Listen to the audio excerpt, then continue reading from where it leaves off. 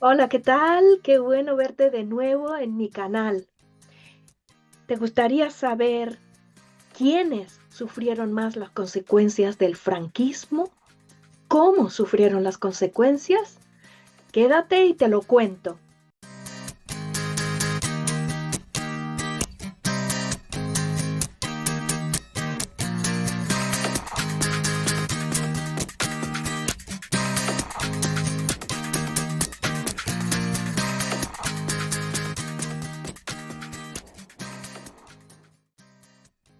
Me llamo Delia, soy profesora de español especializada en AS y A-Level Spanish.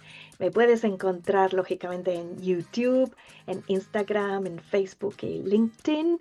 Y si quieres recibir clases conmigo, puedes escribirme a delia@spanishnopanic.com y estaré encantada de ayudarte a obtener la nota que mereces y que necesitas.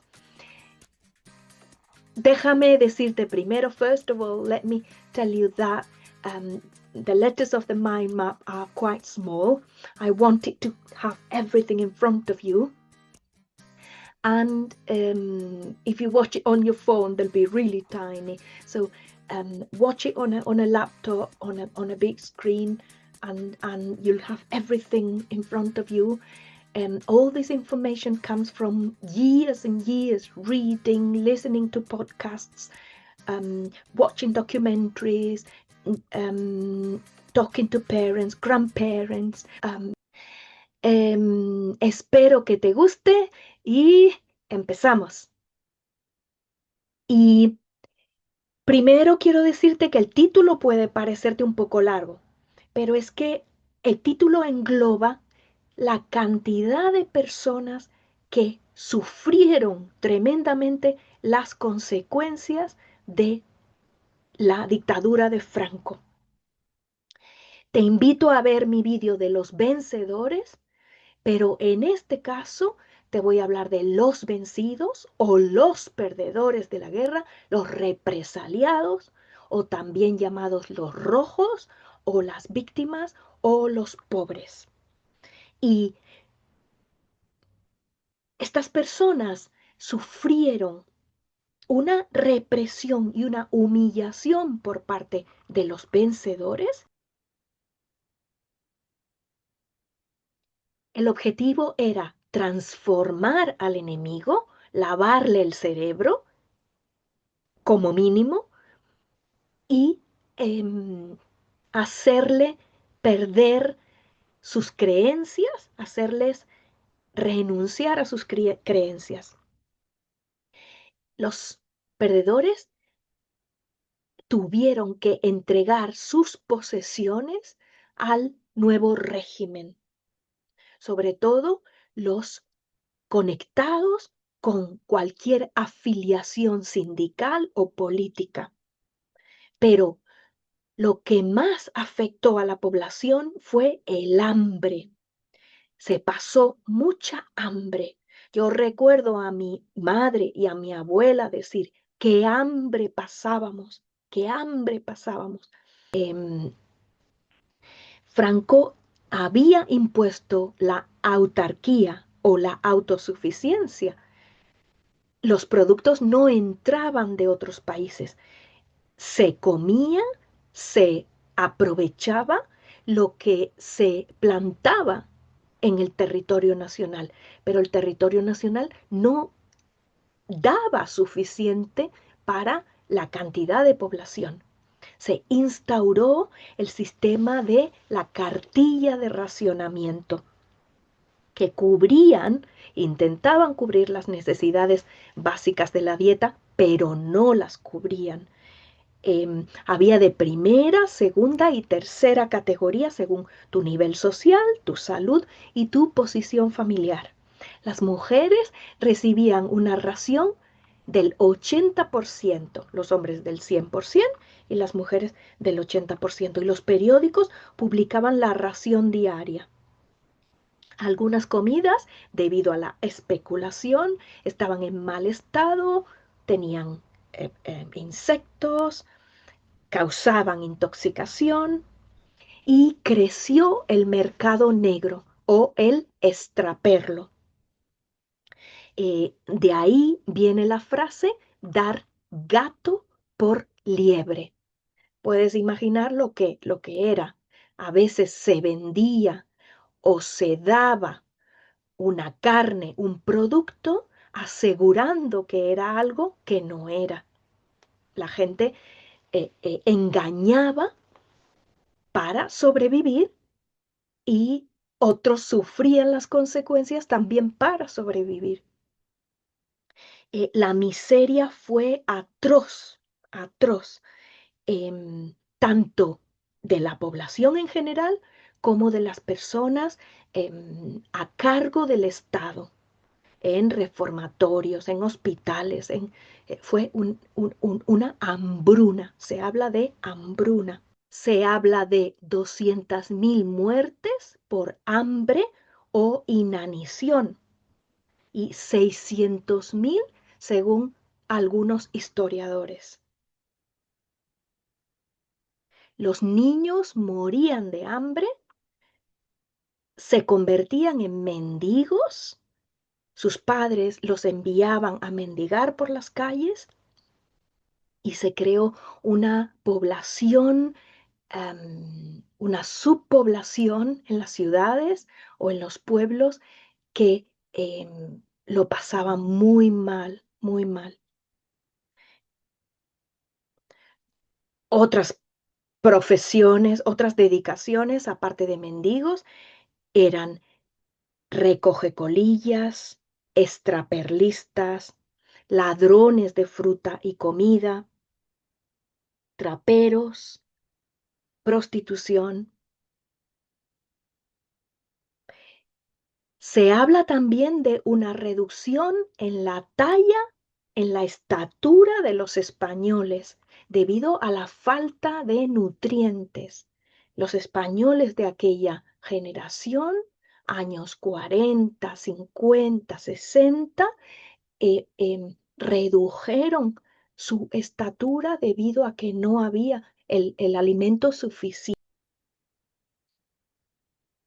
El pan negro, que hoy en día es muy valorado y muy buscado, o el pan integral, en aquella época era el último recurso, porque se hacía con cereales de segunda o tercera categoría, o recogidos del suelo, o robados, o cereales que llegaban por contrabando, etcétera. Se hacían tortillas de patatas sin patatas. Se hacían con peladuras de naranjas, harina, bicarbonato y agua. La costumbre de dar besos al pan, yo veía a mi abuela y a mi madre cuando compraban el pan, cuando llevabas el pan a casa, daban besos al pan. Esa costumbre se empezó en la época del franquismo. El pan era lo máximo, era muy bienvenido, era un ejemplo de que el hambre de ese día estaba cubierta si había pan.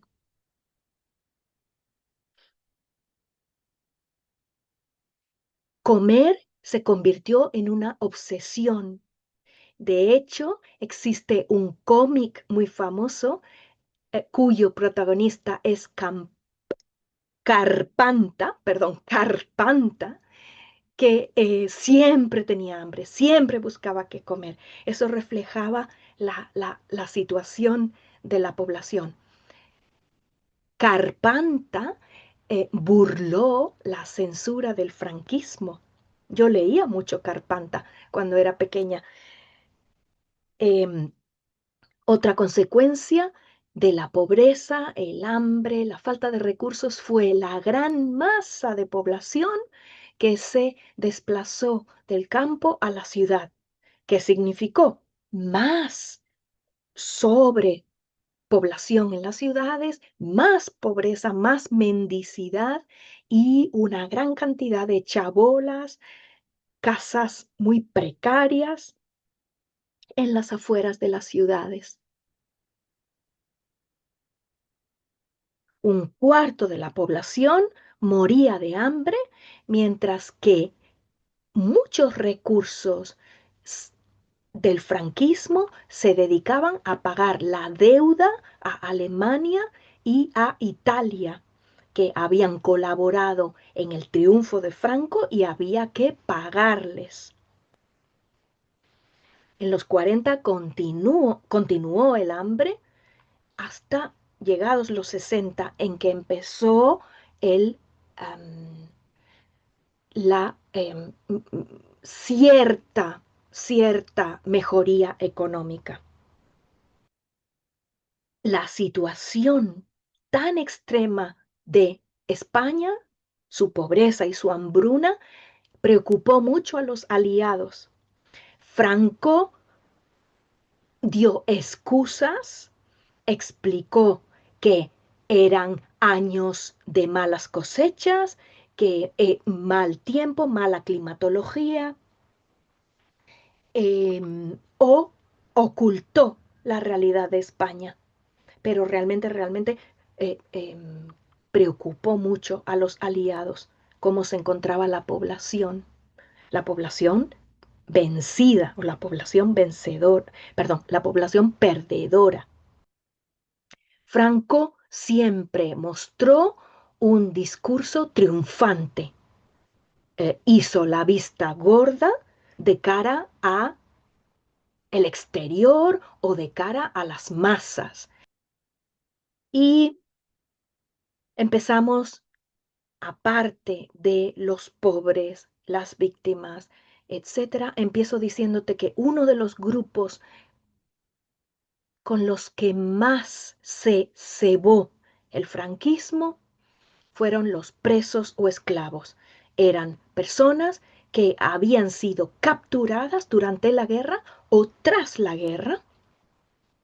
Muchos de ellos eran profesores, políticos, gobernadores civiles, artistas, escritores, médicos que no pudieron escapar a tiempo. A veces una denuncia anónima era suficiente para arrestarlos y encarcelarlos. O les acusaban sin pruebas, simplemente porque había rumores de que pertenecían a un partido político o de que habían hecho propaganda a favor de X partido político.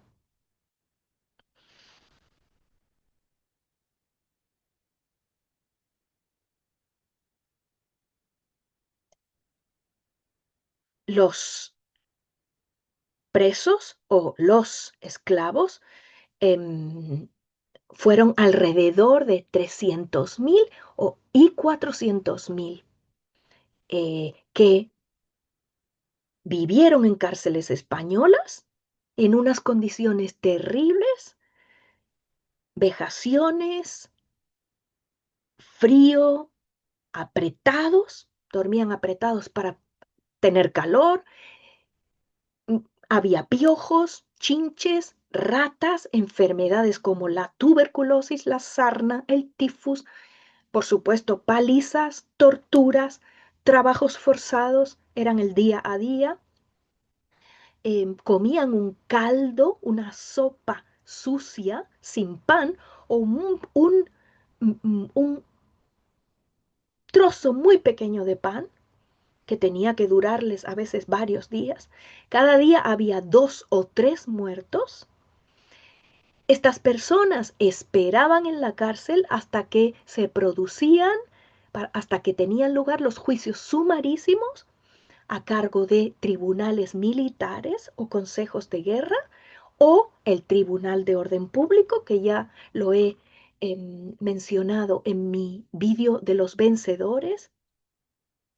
Y generalmente el Tribunal de Orden Público eh, em, los sentenciaba a fusilamientos o reclusión perpetua. La cárcel de Carabanchel fue una de las peores. Cuelgamuros en Madrid, em, antes llamado el Valle de los Caídos, también tuvo unas condiciones deplorables. Y por mencionarte uno más, el Parador de San Marcos en León, em, etcétera, etcétera, etcétera. En Mallorca hubo campos de concentración, en Canarias, en campos de concentración y cárceles. Em, estos, estas personas, estos presos, se usaron para construir carreteras, reconstruir iglesias, catedrales, em, hacer vías de trenes, mm, instalaciones eléctricas, etcétera, etcétera. Y las empresas que se beneficiaron de su trabajo de esclavismo no han pedido perdón y son grandes empresas hoy en día. Tanto empresas públicas como privadas se beneficiaron del trabajo forzado. Su, em, una de sus labores, aparte del trabajo a diario, de recibir maltrato, tortura, era reeducarse. Tenían que cantar el cara al sol, brazo extendido, reeducarse en el nacional catolicismo, la doctrina del régimen. Sus viudas y sus hijos tenían encima que pagar la deuda por su manutención en la cárcel y por el daño que habían causado a la patria.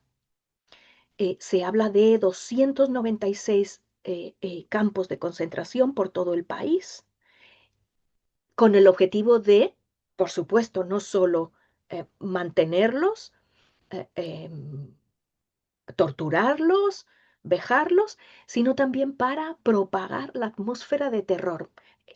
Al extender, al construir tantos campos de concentración y cárceles, se creaba una imagen de terror.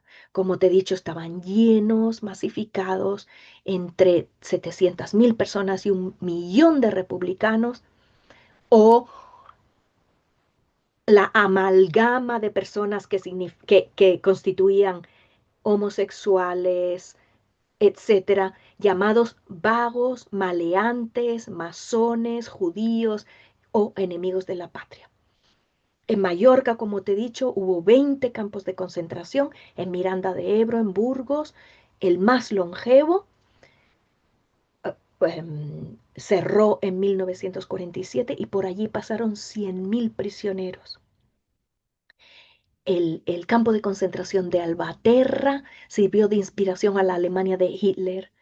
No hay registros de los presos, de los muertos en los campos de concentración, porque se ocultaba muchísimo, se ocultaba a la población.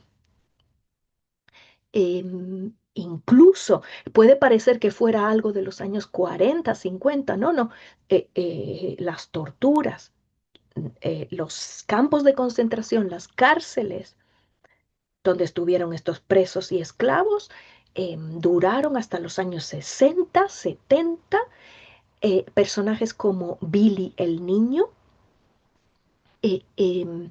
tuvo un protagonismo por infligir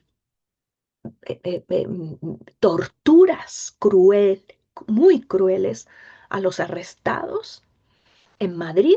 Y Vallejo Nájera, te cuento que era un psiquiatra que sometió a los prisioneros a pruebas, experimentos sádicos y macabros. Se trataba de eh, eh, intentar quitarles el gen rojo. Se hablaba de que tenían algo defectuoso en el cerebro. Se sometieron a electroshocks, etcétera, etcétera.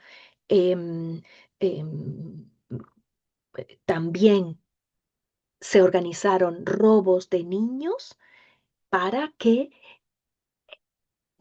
el gen de la madre no pasara al hijo y que ese hijo estuviera en una familia respetable y con una educación franquista. Se hablaba, este psiquiatra Vallejo Nájera hablaba de que los rojos o los republicanos tenían tendencias libertinas, promiscuas, tenían tendencia al alcoholismo y que estaban corrompidos. Quiero contarte también sobre Cuelgamuros. Hoy en día se llama Cuelgamuros, antiguamente se llamaba el Valle de los Caídos. Fue una idea de Franco, em, un monumento con una iglesia en el que en el que descansarían los restos de em, los caídos por la guerra. Em, Sin embargo, los vencedores tuvieron una sepultura muy respetable y los vencidos se amontonaron, los cuerpos de los vencidos a última hora se amontonaron y hoy en día existen excavaciones para identificarlos y darles una sepultura decente. Em, Cuelgamuros fue una auténtica, mm, mm, un lugar donde la esclavitud se mm, mm, llegó a las máximas consecuencias. Los presos realizaban trabajos forzados, sus familias se asentaron alrededor del Valle de los Caídos. Mucha gente dice, ah, tenían cerca sus familias, podían ir los fines de semana. Sí, pero durante la semana sus trabajos eran auténtica esclavitud. Era sobre todo mano de obra, fuerza física, apenas había vehículos de gasolina. Una parte de su salario iba a su manutención, al gobierno, al Estado, y una pequeñísima parte se la quedaban ellos. Únicamente cuando hacían horas extras, recibían el dinero íntegro. Cuando hacían horas extras, se producían muchísimos accidentes laborales. Los registros dicen que solo 7 personas murieron por accidentes laborales en la construcción del Valle de los Caídos. Eso es imposible. Los registros, lógicamente, fueron manipulados, tergiversados. Es cierto que murió muchísima gente que no sabemos el número, murió muchísima gente debido a los accidentes laborales. En el Valle de los Caídos hay 33.800 restos de personas de ambos bandos y 21.000 restos de los nacionalistas bien etiquetados. Fue un intento de una falsa reconciliación.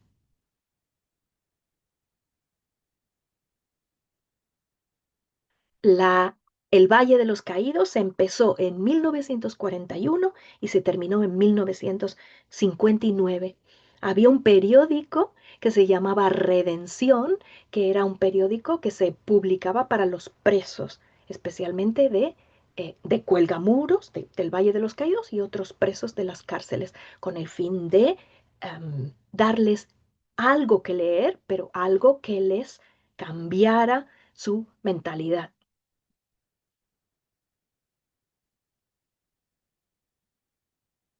Las cárceles o los campos de concentración eran el paso previo a la muerte generalmente o a una reclusión perpetua. Hubo un hecho em, interesante que fue la fuga de la cárcel del Fuerte de San Cristóbal en Pamplona, la fuga más grande de una cárcel en la historia de España. Su objetivo era llegar a Francia, lógicamente porque Pamplona está cerca de Francia. 795 presos intentaron fugarse, 200 fueron asesinados, 259 recapturados y solo 3 consiguieron llegar a Francia. Eso te da una idea no solo de la, las dificultades que pasaban dentro de la cárcel y los campos de concentración, como fuera si intentaban escapar y las represalias tan enormes que sufrían. Por otro lado, quiero hablarte de los fusilados o los desaparecidos, otro grupo de personas que sufrió hasta la muerte las consecuencias del franquismo. Em, los fusilados eran personas, como te he dicho, que pasaban por la cárcel, pasaban por los campos de concentración de Franco o directamente acusados, un juicio rápido, juicios sumarísimos, muchas personas eran acusadas de algo y muchas personas eran sentenciadas, em, se les sentenciaba a em, un tiro en la cabeza, fusilamientos por parte de un pelotón de fusilamiento y hubo unas 125.000 condenas y 15.000 ejecutados. Había diferentes formas de llevarlos al fusilamiento o la desaparición. Hablamos de desaparición porque el lugar donde están enterrados, porque no se sabe exactamente el lugar donde están enterrados o el lugar está cubierto por una carretera, un edificio, o nunca se supo dónde terminaron sus cuerpos. Entonces, ¿cómo llegaban a la- el fusilamiento o la desaparición? Por medio de los llamados paseos. Los sacaban de la casa y los asesinaban en un lugar apartado. Por otro lado estaban las sacas. Los recogían de la cárcel y los llevaban para asesinarlos sin recibir juicio. Em, Había incluso menores fusiladas, como las 13 Rosas. Em, Te puedo añadir que los 10 primeros años de la dictadura, Franco firmó 10 condenas de muerte al día, es decir, 40.000 condenas de muerte. 48.000 personas fueron fusiladas. Hasta septiembre de 1975 era con un tiro de gracia. Antes también existió el pelotón de fusilamiento. Los últimos fusilados fueron en 1975. ¿Quiénes fueron los fusilados, los desaparecidos? Pues militantes de sindicatos, partidarios de la República, militantes del Partido Comunista, anarquistas. Había algo muy cruel que era el cambio de la fecha de su ejecución. Se les decía que iban a ser fusilados al día siguiente y el día siguiente no eran fusilados. Esto creaba una auténtica angustia vital en las personas.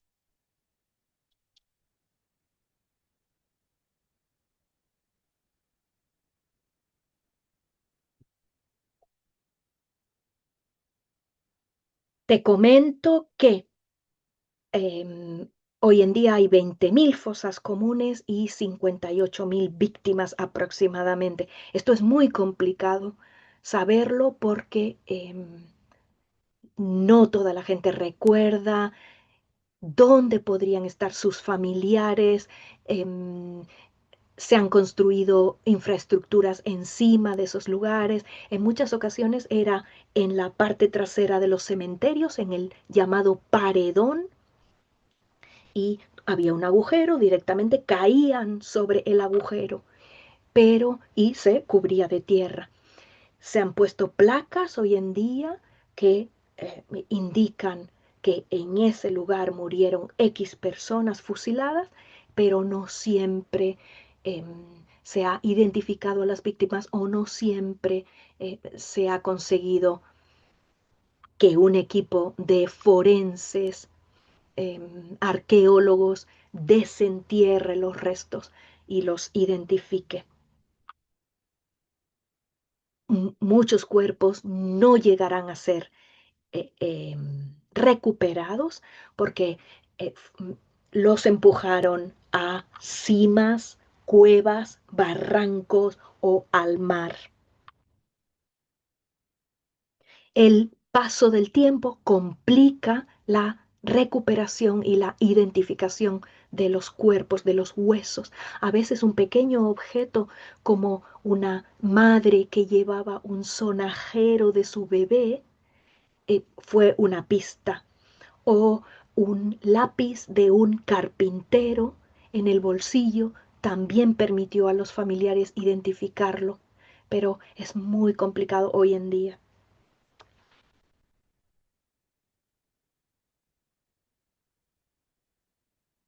Otro grupo de víctimas del que quiero hablarte es los maestros, los intelectuales, los investigadores, como Miguel Hernández, Antonio Machado, Rafael Alberti, etcétera, etcétera, o los exiliados. 400.000 ya se habían exiliado durante la Guerra Civil. Eran combatientes republicanos, sus familias que huían del ejército que empezaba a tomar territorios. Y otro gran número se exilió una vez empezó el franquismo. Em, su exilio, su camino hacia el exilio fue penoso con sus padres ancianos, hijos, hermanos enfermos, etcétera, em, o sufrieron cárcel, como Miguel Hernández, que murió de tuberculosis en el penal de Alicante, después de ser trasladado de cárcel en cárcel, después de haber sido torturado, vejado, y murió de tuberculosis. Y otros corrieron la misma suerte o pudieron escapar. em, Muchos murieron en el exilio, no pudieron volver. Otros rehicieron sus vidas em, mm, en Francia, en México, en Chile, en Estados Unidos. Hubo importantes investigadores y profesores en Harvard, por ejemplo, que mm, mm, se exiliaron de España. La Unión Soviética también acogió a muchos exiliados. Argelia y Norte de África también. Y podríamos decir que otro tipo de exilio que sufrieron estas personas fue el exilio interior, no poder expresar su disconformidad con el régimen, no poder publicar, demostrar con su arte l- la disconformidad y tener que continuar la vida. Em, Te quiero hablar también de los niños y de los niños exiliados. Los niños,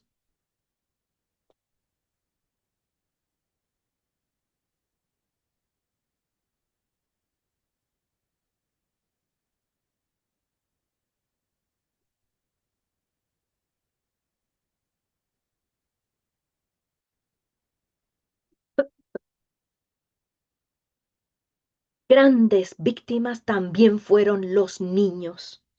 Em, los niños entre 6 y 14 años entraban, se beneficiaban de los hogares de auxilio social. Podría parecer que eran comedores, lugares escolares donde los niños mejoraban, pero no era así. Había maltratos y lavado de cerebro, culpabilidad, insultos y maltrato físico, como te he dicho. La alimentación era muy deficiente. Los que no iban a los hogares de auxilio social se quedaban con sus familias,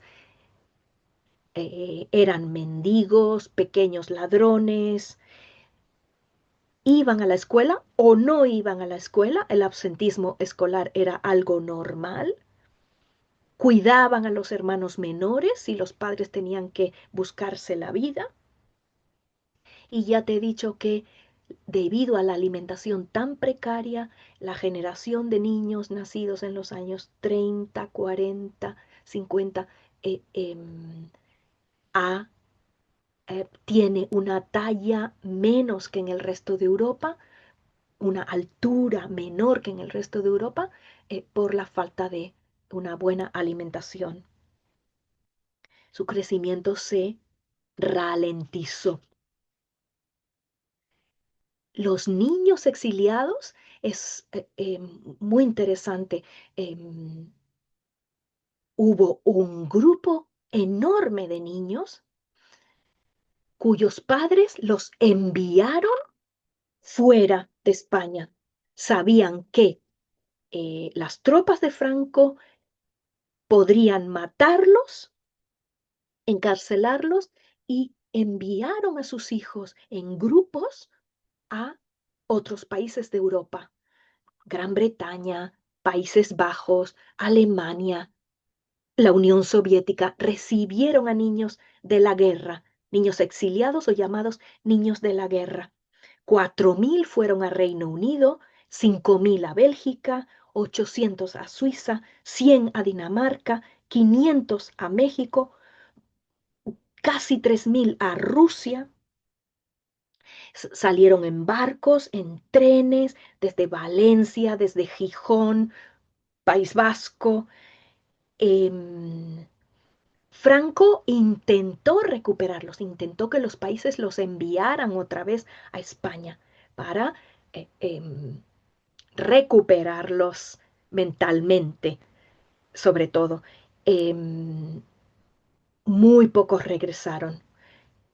Muchos, al quedarse en Gran Bretaña, Dinamarca, Bélgica, Alemania, etcétera, sufrieron la Segunda Guerra Mundial. Es decir, fueron víctimas por partida doble. Quiero hacer un inciso para decirte que tienes por un lado de la pantalla a las víctimas y en el mismo color qué pago recibieron o qué destino o qué horrores sufrieron, ¿sí?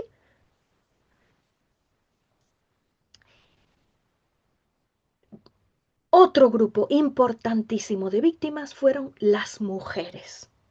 Las mujeres pasaron a ser ciudadanos de segunda o tercera categoría. Se convirtieron en menores, dependientes del permiso de su padre, su marido o su hermano. El papel de las mujeres era reproductoras, tener hijos, cuidar la casa, ser sumisas, cuidar de su marido.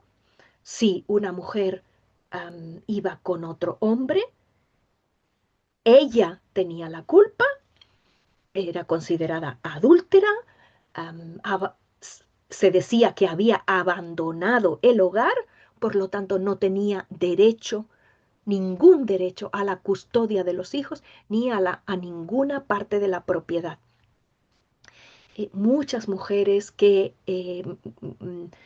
acusadas de colaboración con la República em, se convirtieron en presas, fueron acusadas, vejadas, torturadas, encarceladas, em, violadas, no hay registros. Primero, porque el régimen no tenía registros. Por otro lado, porque para una mujer es muy vergonzoso, es horrible tener en aquella época, tener que confesar que la habían violado. Estaba marcada. Entonces no lo confesaban. Continuaban con su vida o eran fusiladas por el régimen. El patronato de protección a la mujer también las trató de una manera muy cruel.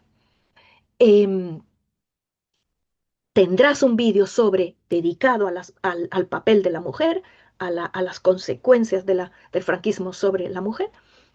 Y te quiero comentar también sobre el Plan Marta. Plan Marta fue un proyecto decidido por el gobierno de Franco y el gobierno de Australia para enviar a mujeres solteras, jóvenes, a repoblar, a casarse con hombres y repoblar el país.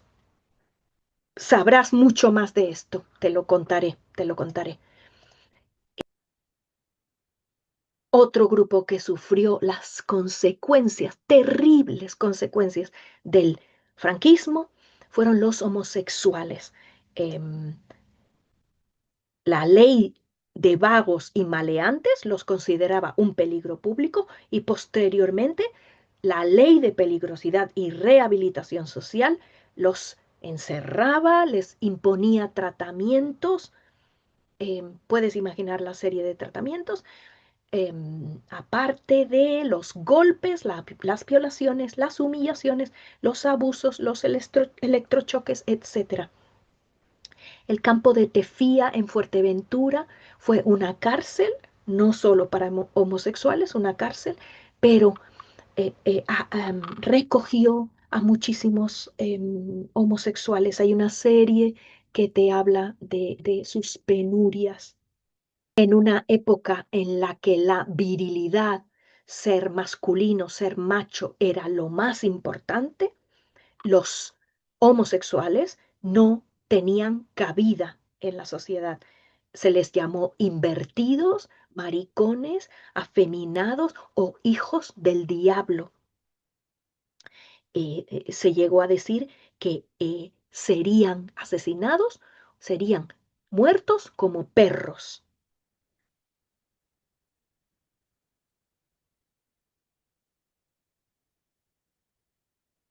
Quiero hablarte de los hablantes de otras lenguas como el catalán, el gallego, el vasco, el bable, el valenciano, el mallorquín. eh, em, estas lenguas fueron prohibidas, estaban prohibidas. Em, España era un territorio, una patria, y no tenía cabida para las lenguas que hoy llamamos cooficiales. Por supuesto, España no tenía comunidades autónomas, tenía provincias, regiones, no tenía comunidades autónomas y, por supuesto, no tenía lengua. Estas personas se vieron condenadas a hablar la lengua en la intimidad, pero vivían aterrorizados.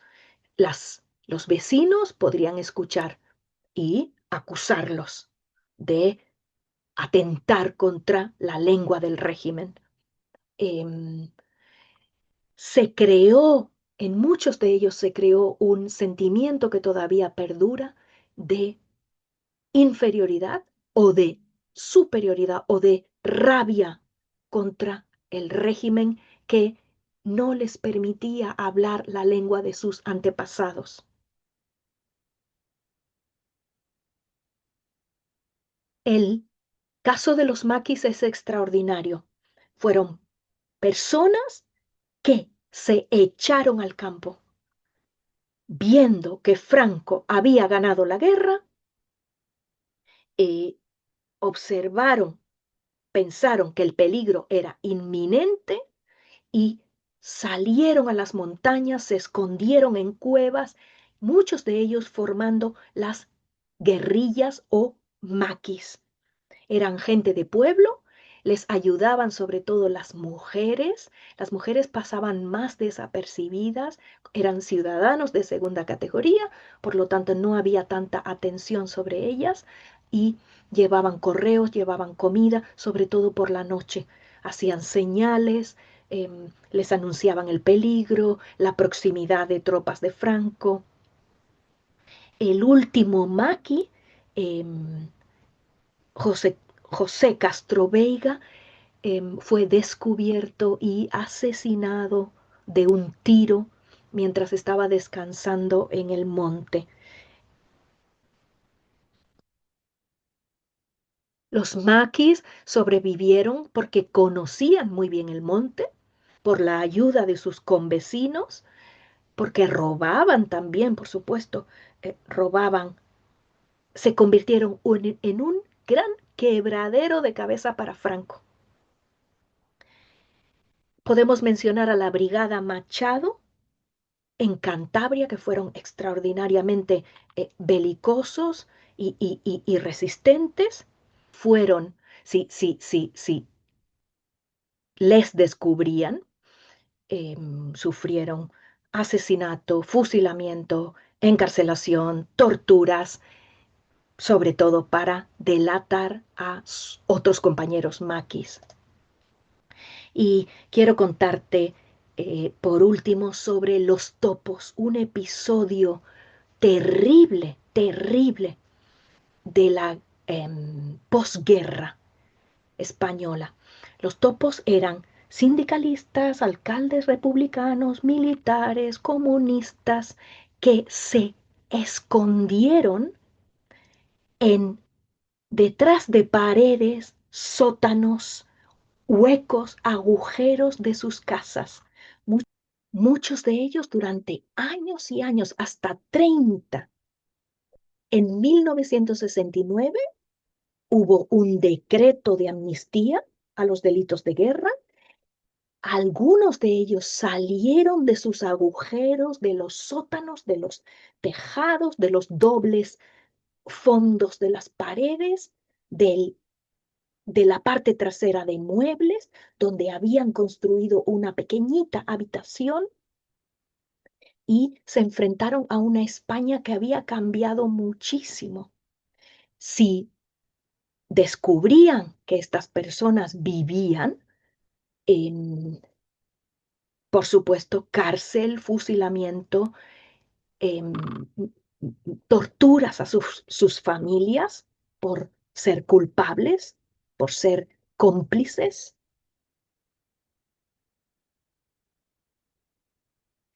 Te recomiendo la película La Trinchera Infinita. Hay muchísimas películas sobre la guerra civil, sobre las víctimas. Em, Hay personas que dicen que son demasiadas películas. Yo no considero que sean demasiadas. Cada película te descubre algo, te ilustra algo, pero en este caso te recomiendo sobre las víctimas, los topos, te recomiendo La Trinchera Infinita, una película emotiva, extraordinaria. Y te agradezco tu atención y termino diciéndote que, por favor, dale al like, suscríbete, em, envíame un email si quieres recibir clases conmigo. em, em, te veo, te veo pronto en otro vídeo. Muchas gracias por tu atención y tu interés. Adiós.